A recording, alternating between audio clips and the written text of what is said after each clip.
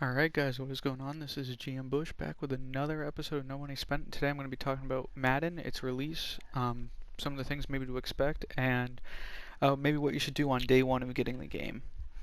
So I've been playing here for a good amount this past few days with EA Access and trials and whatnot, and I've been looking at some things that I think are going to be key to do at the start of the game, and I wanted to share those tips with you. So right off the bat, we do have, like every year, we have some starter solos, some easy, you know, some solos you can knock off right off the bat. These are the rivals ones. I haven't done many solos yet, but I do know from what I've heard these are some really decent starting cards. There's a Jalen Smith, a Ben Roethlisberger, and a Zach Ertz.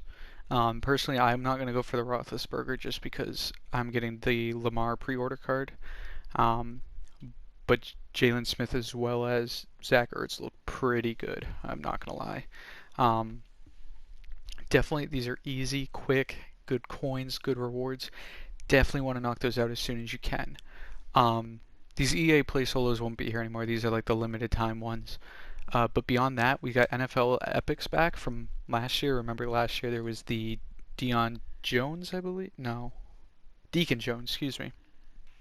Deacon Jones and Baker Mayfield this year. There's actually going to be four players. There's going to be a Larry Fitzgerald and Adrian Peterson, Ronnie Lott, and Jack Youngblood. I have heard from a buddy of mine who has Adrian Peterson that this guy is good. I mean, it's early, but all of these cards are going to make great additions to your team right off the bat. They're going to start you off with 85s. That's four free 85s as well as a free 84 Rivals card. I mean, that's a huge boost to your team right off the bat. So I definitely would be on the lookout to knock those solos out as soon as you can. Going to get you a huge boost, and also, Adrian Peterson. That's going to get you a really good card to run solos with. So many solos are just like run the ball, maybe get so many yards and a half or whatever. That's going to be a really great card just to help you grind out and get more coins, more cards. I mean, I would say it's really worthwhile to get him, especially right off the bat for the rest of the solos. Moving on after that, again, like the previous few years, we've got MUT levels, we've got a MUT level reward card. If you don't know who it is, it's Andre Johnson. We'll show you that in just a second. But, you have these great rewards. Power up passes, 20k. I think there's 25k down here somewhere. All just for playing the game. Um, and like a lot of people, you might want to just take the game, open it up, and just grind your levels out right away because you're going to get some really good rewards, some free packs, and of course you're going to be able to level this Andre Johnson up. This guy is filthy once he's maxed out. I mean, we're talking one of, if not the best receiver in this game right off the bat. 89 overall. He's going to have, was that 80, is that 86 speed? I believe. Yeah, 86 speed, 87 agility, 87 excel. And I mean, he's going to go up, he's going to get it. When you have him maxed out, there's not going to be many corners that are going to be able to stop him, at least at the start of the game. So if you get him quick and early, you're going to have just a huge mismatch when you go into some online matchups. The one thing I want to point out, because a lot of people don't know where these come from, there are specific collectibles to level him up that do not come from leveling up your account. And therefore you can't power them up with those. So these level challenges, typically in past years they'd give you uniforms. This year they are going to give you at the end of the string gives you a upgrade piece for Andre Johnson that you will need to further max him out. So if there are questions, I think the first one's like a +4 overall point. That's going to be at the end of these strings. So if you knock these level challenges out, they're really quick, really easy, free coins, and of course they're going to get you that collectible for Andre Johnson. Realistically, solos are always the best thing to do when the game comes out, in my opinion. Solos work the auction house. Look for cards to get thrown up for cheap prices because everyone's going to be ripping packs and people are just going to want to get quick coins. So sniping's a good option.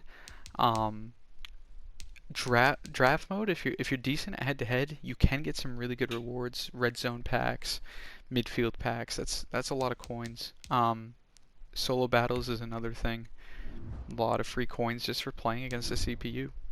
I mean, I want to say you get if you just finish Legend at, yeah, almost 50,000 coins, and then trophies, red zone packs, those, I mean, between the red zones packs, the coins, the Hail Mary, and the midfield packs, you're looking at probably almost 100K for reaching the top rank without hitting the top 100 leaderboards. And that's, you're simply just playing the CPU. I mean, I can't recommend that enough as well. Um, Me personally, as you can see, I've built a coin stack here for the no money spent team. This has all just been from flipping cards. Some of the methods I've shown before. I'm also sitting on that Von Miller that I'm going to wait and hold on to him because I think he's going to go up in value. Um, but I'm going to be looking to build kind of a budgety, we'll call it a budget squad, 84-ish overall team or so. I mean, it's a little above a budget, but with what I have. Um, yeah, and then the last thing is if you are looking to level up your account, there's two ways to go about it. I've seen a lot of people, and I'll put this one out there as well, just in case you didn't know. Um, I believe it's in here. If you have the game already, return a kick. You can just spam this solo, keep returning it over and over and over again. You'll get a ton of XP. The other method, however, and this is the one that I've been doing, is a little bit slower, but if you come into the team affinities and then the team diamonds, and you come down to the Chiefs here, you have to score a rushing touchdown. Now you can do it however you want. You can throw for 50 yards, then score a touchdown, run the whole way. It's however you want to do it. The reason I like this one more is you get a little bit of less XP over time, but this accounts towards MUT Master. And just like in previous years, there are MUT Master rushing yards are needed, rushing touchdowns, passing yards, passing touchdowns. So if you just keep playing this one over and over again, you're going to accumulate a ton of yards to get the Sam Mills MUT Master upgraded as quickly as possible. I'm not very far along with him right now. I don't have any tokens, but I'm hoping to have him maxed out, if not close to maxed out, in the next couple of weeks, next 2 weeks or so. Um, I really can't recommend that enough. If you do that solo, you get the free rushing and passing yards, and then rushing touchdowns at the end. And then when you finish it, you just hit the replay button and run it again. You're gonna get a lot of rewards for that between the leveling up, the MUT Master stuff. I mean, I've probably made just from leveling up and doing solos probably 100K this year. Um, yeah, I mean, solos are just super rewarding. Um, I hope this information kind of helps. I'm more than happy to answer any questions for people who maybe don't have their hands on the game yet, questions about cards, anything of that sort. Feel free to leave your comments below. And as always, if this stuff helps you out in any way, feel free to leave a like and subscribe if you're looking for more of this type of content. And have a good one, guys.